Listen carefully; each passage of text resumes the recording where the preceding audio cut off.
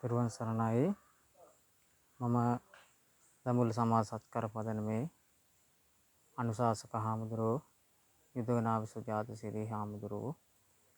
ඉතින් ඔබ දන්නවා මේ වෙනකොට මම වැඩ ඉන්න විහාරස්ථානයේ අටවිසි බුදු කුටි මීට අවුරුදු 5කට විතර කලින් හදන්න ආරම්භ කරලා නමුත් හදන්න බැරි වෙලා මගදී නතර වෙලා තිබුණා. ඉතින් ඒ වෙනුවෙන් අපි වැඩසටහන් ආරම්භ කළා. ඒ වගේම බොහෝ පිරිසට අපි දැනුවත් කළා මෙවැනි කුටි ප්‍රමාණයක් තියෙනවා අපිට හදා ගන්න ඕනේ කියලා. පළවෙනි වීඩියෝෙන් මම ඔබට ඉදිරිපත් කළා. ඉතින් ඒ අනුව මේ දෙවෙනි වීඩියෝ එක අපි ඉදිරිපත් කිරීමත් එක්ක උදව් කරන්න අපිට පිරිසක් ඒක රාසි වුණා. ඉතින් ඒ අනුව අපි වැඩ ආරම්භ කළා. ලොකුවට අපිට වැඩ ආරම්භ කරන්න පුළුවන් කමක් වුණේ නැහැ. බුදු කුටි දෙකක් විතරක් අපිට අපි වෙනුවෙන් ඒ අය මුදල් ලබා දීලා තිබුණා. ඉතින් ඒ ලබාගත් මුදලින් අපි බඩු බාහිර ආදී අවශ්‍ය කරන අපි ඒවා ලබා ගත්තා. ඒ වගේම යම් යම් ප්‍රමාණයේ ඉදිකිරීම අපි මේ වෙනකොට සිද්ධ කරලා තියෙනවා. ඒ වගේම මේ ස්ථානයේ අපි අපිට ලැබුණ මුදලින් අපි වැඩ ටික ටික ආරම්භ කළා. වගේම මේ ස්ථානවලත් බුදු කුටි නිර්මාණය වෙනවා. මෙතන කලින් තිබුණ ගේට්ටුවක්. ඒ ගේට්ටුවටත් අපි කොන්ක්‍රීට් එකක් දාලා ගේට්ටුව වහලා ඒ ස්ථානයේ කුටියක් හැදෙනවා. ඒ වගේම මේ කුටිවල යම් යම් වෙනස්කම් ටිකක් සිද්ධ කරන්න සිද්ධ වුණා. ඒවත් අපි දැනට කඩලා දාලා තියෙන්නේ. ඔබට පේනවා මේ තියෙන්නේ ඒවා. ඒ වගේම මම ඔක්කොටම ඔබට මේ වීඩියෝ එක පෙන්නන්නම්. ඒ වගේම මේ ස්ථානයේ බුදු කුටියක් නිර්මාණය වෙනවා. වෙලා තිබුණ බුදු කුටි පිළිසකර කරන්න ටික ටික අඩුපාඩු තියෙනවා. අපි ඒවත් හදා ගන්න ඕනේ. ඒ වගේම තමයි මම අර කියපු වෙනස්කම් යම් යම් දේ තිබුණා. ඒවා දැන් කරනවා. ඒ වගේම අර ඔබට පේන ස්ථානෙත් ගේට්ටුවක් තිබුණා. අපි එතෙන්ටත් කොන්ක්‍රීට් ලෑල්ලක් දාලා බුදු කුටි 9ක් එන විදිහට අපි කටයුතු කරලා තියෙනවා. මෙතනත් ඔබට පේන්නේ මේ බුදු කුටි යක් එතනත් ලොකුවට අපි නිර්මාණය කරන්න අපි හිතුවා. මේ ඉස්සරහට පැත්තට පේන මුහුණත. ඉතින් නිසා මෙතනත් ගේට්ටු තිබුණා. අපි ඒකත් අයින් කළා. මෙතනත් ලොකු බුදු කුටියක් හදන්න කියලා අපේ බලාපොරොත්තුව තියෙනවා. ඉතින් ඒ අනුව අපිට මේ වගේ පුංචි විදියට අපි මේක පටන් ගත්තා. අපිට බඩු ලැබුණා. ඒ වගේම ලෑලි අපි ගෙනාවා, සිමෙන්ති ගෙනාවා කීපයක්, කල් ටිකක් ගෙනාවා. බාසුන්නයි කෙනෙක් හොයාගෙන අපි මේ විදිහට ටික ටික අපි වැඩ පටන් ගත්තා.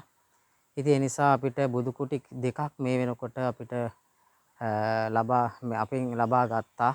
ඒ තමයි මේ පින්වත් ඇත්තෝ සිහින මාලිගා සමූහයේ කුසී මහත්මිය විසින් එක බුදු කුටියකුත් රුපියල් 50000ක් මුදලක් අපිට ලබා දුන්නා. මොකද අපි බුදු කුටියකට යන වියදම රුපියල් 50000ක් කියලා අපි ඇස්තමේන්තු කළා. ඉතින් ඒ අනුව ඒ කුසී මහත්මිය විසින් රුපියල් 50000ක් මුදලක් ලබා දුන්නා. ඒ වගේම අනන්තේ සමූහයේ TPH සුදර්ශනී අම්මා විසින් එක කුටියකුත් අපිට ලබා ගත්තා. රුපියල් 50000ක් ලබා දුන්නා. ඉතින් ඒ අනුව අපි ගෙනාපු බඩු ටිකක් තියෙනවා. ඒ බඩු මදි තව. මොකද මේ දිගටම මෙතන ඉඳලා ඔබට පේන මේ කණුව ළඟ ඉඳලා මේ දිගටම මේ කොන්ක්‍රීට් ලෑල්ල උඩ අර කෙළවරට යනකම් බුදු කුටි 9ක් එන්න ඕනේ. ඉතින් ඒ 9 හදාගන්න තමයි අපි එහා පැත්තේ ගඩොල් එහෙම ගෙනත් තියෙන්නේ. ඉතින් ඒ අනුව කුසී මහත්මිය වගේම TPH සුදර්ශනී අම්මා ඇතුළු අය රුපියල් 50000 මුදල් ලබා දීලා අපිට දැනට තියෙනවා. ඉතින් ඒ අනුව කුටි දෙකක් දැන් වෙන් වෙලා තියෙනවා. තව කුටි හදා ගන්න තියෙනවා.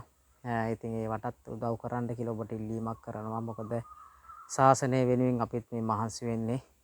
අපි කාටවත් ගෙනියන්න දෙයක් නෙවෙයි. ශාසනය අභිවෘද්ධිය පිණිස කාලයක් මේ ශාසනය පැවැත්ම පිණිසයි අපි මේ වෑයම සිදු කරන්නේ. අපේ කිසි බලාපොරොත්තුවක් නැහැ පෞද්ගලික කරුණු කාරණා. ඉතින් ඒ නිසා ඔබට හැකියාව තියන අයුරින් එක්කෙනෙක් හෝ දෙන්නෙක් හෝ එකතු වෙලා අපිට මේ විහාරස්ථානයේ මේ බුදු කුටි 28 හදලා විවෘත කරන තැනට පත් කරගන්න ඔබගෙන් උපකාර ලැබෙයි කියලා අපි හිතනවා.